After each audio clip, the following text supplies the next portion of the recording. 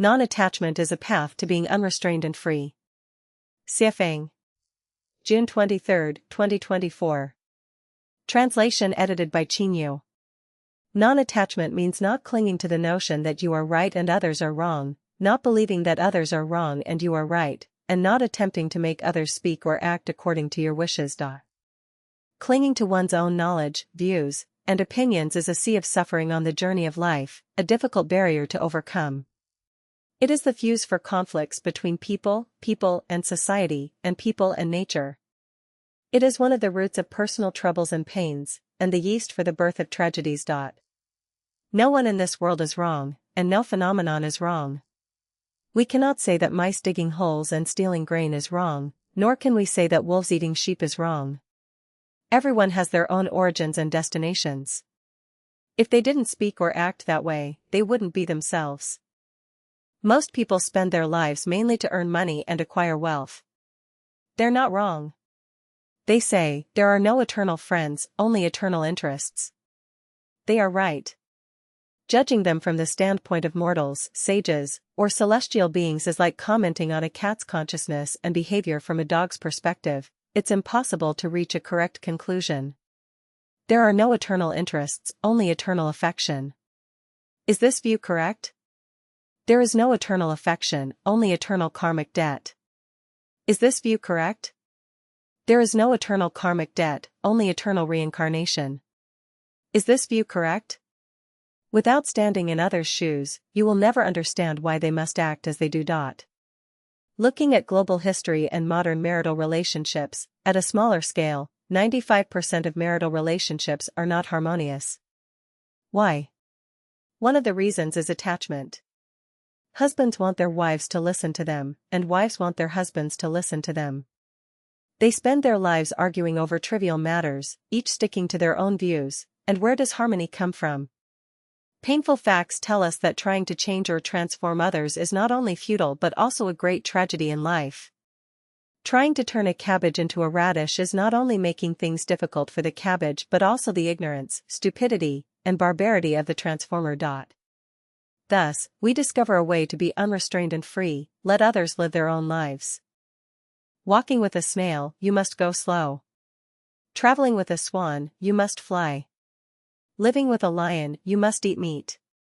Living with a cow, you must eat grass. Living with parents, you must be obedient. Living with children, you must be easygoing. Living with a husband or wife, you must often say, "You are right."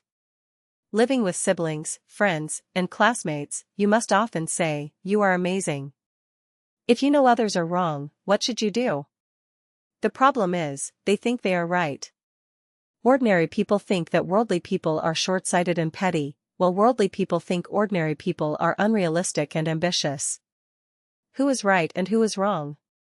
Sages think that celestial beings are illogical, irrational, too casual, and too willful, while celestial beings think that sages are rigid, dogmatic, inflexible, and lack spiritual insight. Who is right and who is wrong? Which way of living is the best? Speak human language with people, speak ghost language with ghosts, speak celestial language with celestial beings, and speak divine language with gods. Of course, if you are a celestial being, it is best not to speak with people, ghosts, or gods. Living with people who resonate on the same frequency is the most ideal and comfortable way to live. In conclusion, do not cling to anything.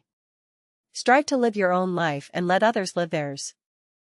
When the most difficult situation arises, if you always feel that you are being controlled by others, by parents, spouses, children, friends, bosses, masters, colleagues, or presidents, and you have to comply with their demands against your will, and it causes you great distress, how do you break free?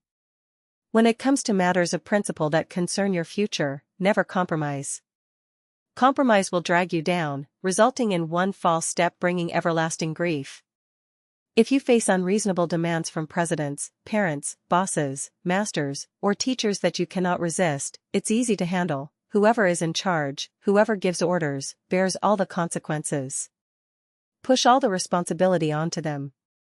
But when it comes to matters of principle, be flexible. You can lift the muzzle of the gun by an inch, If you miss the target, it's my lack of skill, not my refusal to shoot.